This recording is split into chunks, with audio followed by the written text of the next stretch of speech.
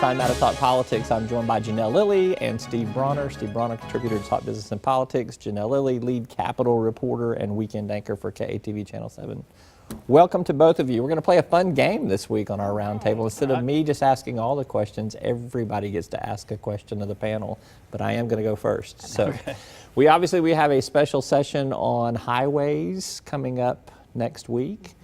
But there could be more on the agenda. So my question to both of you is, what else might we see besides a roads plan on this agenda? We already saw managed care on and then off as a call. So I am curious to find out whether or not it will once again make an attempted appearance on this call, or if it's still too soon. One of the things that's interesting about managed care is there's a lot of money tied to it, and a lot of money that the governor says he needs, and some money which has been indirectly linked to highways itself, whether or not we're able to fund certain things. And so I think it's a possibility. I think it's doubtful that it'll happen, but You're going to throw it out there as a trial balloon anyways. I'm gonna throw it out there. What do you think, Steve? Well, we are looking more and more likely that we're going to see a push to do away with a permanent disability or death workers' compensation fund. There's a lot of talk about that. The Chamber of Commerce has always been for it. Now they're kind of against it. They want something more out of the deal. But there's a lot of legislators who are for it, labor's for it, and I think you might see that on the call. This is a big money issue because it could result in some higher business taxes. It could result in some workers not having the funds that they need to take care of themselves if there's a tragedy of some sort. The existing fund has a $130 million liability, and Arkansas is the last state in the union that has one of these funds. And there is a move, the bill's being sponsored by Senator Greg Standridge of Russellville, to just get rid of it or just stop it where it is, pay off all these people for decades, and then just let insurance take care of it from here. All right, we could also see something on levies. Jason Rapert's been making some noise about that. And then there's this quirky kind of potential Pulaski County School Board election. I'll just throw that out as something else to kind of keep your eye for. All right, Janelle, let's go Steve next on the question because you're probably going to be more controversial than him. Okay. Your question, Steve. We all know that Speaker Ryan is not the biggest fan of Donald Trump. And so the question is, do you guys think that the Arkansas GOP as well as the national GOP will rally around Donald Trump in the end? I think the word rally is a little more optimistic. Stand behind, possibly. I think that it will be maybe a Chris Christie moment, where they're standing behind maybe not necessarily the most enthusiastic of supporters, but I think you're going to see coalescence around Donald Trump.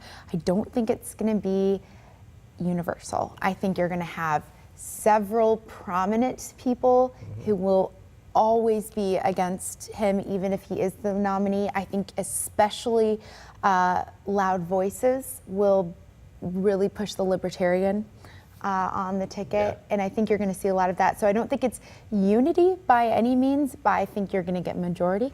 I think in Arkansas, it's a dark red state right now, deep red state, and he won the state handily. So there's not as much danger for a Republican in this state to be as tied to Donald Trump as it would be in, say, a swing state or where it's maybe a little more purple.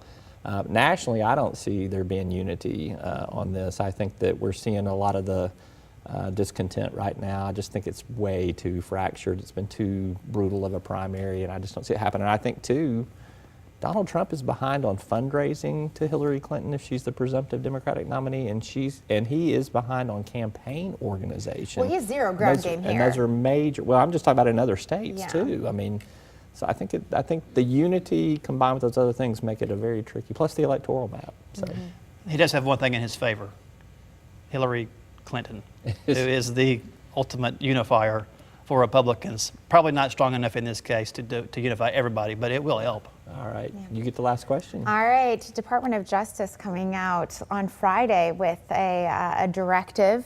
It's not mandated, but it is a guidance issued to the schools, including colleges, about Title IX, allowing transgender students to use whatever bathroom that they identify with. So my question is, do we see anything at a local level with the state or localities creating their own interpretation of Title IX law with this? We had the governor very strongly opposed to the reading of the Department of Justice. Hey, you're the school guy, Steve. Well, it's not going to come up in the special session, Okay. but it's not going away.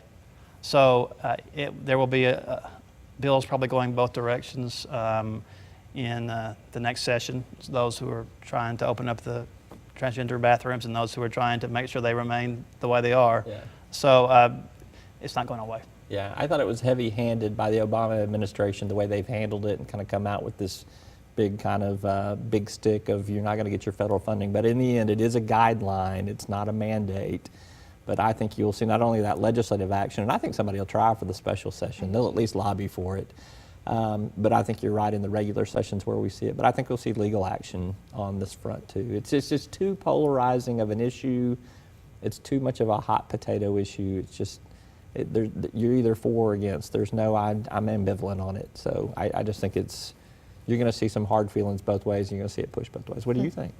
I agree. I think it's going to be settled in the courts. I don't think you get it settled before then. I would not put it past several of our Arkansas leaders to join North Carolina in their suit. Yeah.